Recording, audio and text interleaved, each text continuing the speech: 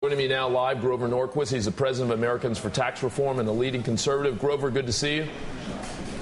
Good to be with you. Grover, so what do you make right now of Dan Senior saying in some ways that the GOP is overplaying its hand? Is the conservative movement in a better place than it was 6 months ago? And or is it at risk of overplaying its hand, as Dan seemed to suggest? No.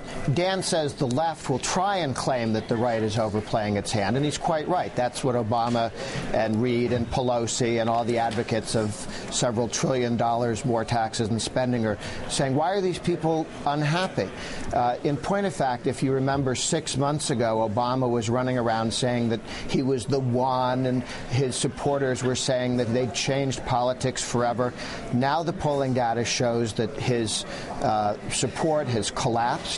The support, a majority of Americans oppose his government takeover of health care, even in its more modest incarnations. His support for the stimulus package has collapsed.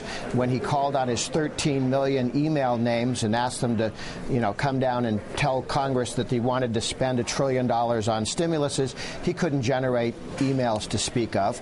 The quote-unquote support for Obama's big government, he didn't campaign on that stuff. He promised no tax increase for 95% of Americans. 3 weeks into the presidency, raised taxes on people who smoke cigarettes. The only person who makes more than $250,000 a year and smokes cigarettes named Barack Obama. So his first tax cut was on lower middle income.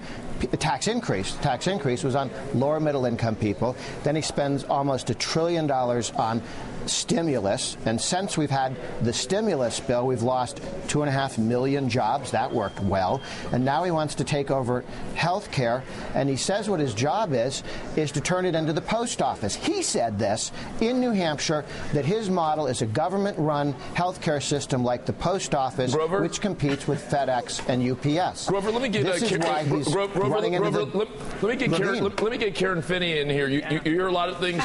Grover's clearly offering a view of the world that I suspect differs from your perspective. I do differ, and Mr. Norquist, I definitely want to be respectful. Obviously, the president actually has also made clear that he's not going to raise taxes on people who are less than $250,000 a year, which was the campaign promise. But I wanted to. He actually didn't. But I want to ask you a question about what's happening with the conservative movement, because I think what we're seeing is, many on the far right, the sort of the birther movement and the Tea Party movement, moving the party away from the center, and it's unclear to me who's the leader of the Republican Party, who's the leader of the conservative movement, and how do you bring that back, so that you can have broader appeal?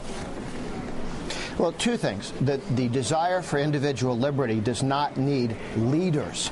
Socialists, statists, big government people need leaders. What happened with the Tea Party movement, which Obama originally said he didn't know anything about and was completely surprised by, when somewhere over 600,000 people on April 15th had rallies across the country unhappy with his spending policies that are bankrupting the country. He's the only community organizing that Obama has done. If you want to know who the leader is, Obama has organized mainstream America against big government in a way that George Bush never did. Well, respectfully, Mr. Norquist, so who is the leader of the Republican Party at this moment? And does the Republican Party and the conservative movement need to come back towards the center to broaden the base of the party? We heard a lot about that in the immediate aftermath of the election. Haven't heard much of that. So far, the rhetoric has been, a lot of misinformation and a lot of what I would consider hate speech. Okay. Asking if the Democrats would read the health care bill before they pass it is Obama's idea of hate speech. It's common sense for middle America. When the Republican Party takes the Ronald Reagan worldview, we have 60% of America supporting us. Obama's the minority position in wanting stimulus over spending and having the government double your cost of energy and on taking over health care. He's off in left field, and he has given us all the independence. Look at the polling data. I do, Mr. Norquist, respectfully, the polling data says that 70% of the American people want the public option, and that includes 50% of Republicans. That's an odd poll. If you go for the polls that have been run recently, The support for his government takeover of health care has collapsed. His own personal support has collapsed. And these people that are going to town hall meetings and asking questions, which the Democrats seem to think is un-American, are not getting answers that make them happy. Hey, Grover, if Obama was... Grover, we're running out of time here. If Obama was winning this debate... I apologize. We're running out of time here. Final question to you. When you see some of the town halls, including the one in Pennsylvania, and I'm particularly focused on the one in Missouri with Representative Todd Akin from the 2nd District there, where people seem to clap at the notion of lynching. Is anything in these town hall debates, in your mind, on the conservative side going over the line, or no?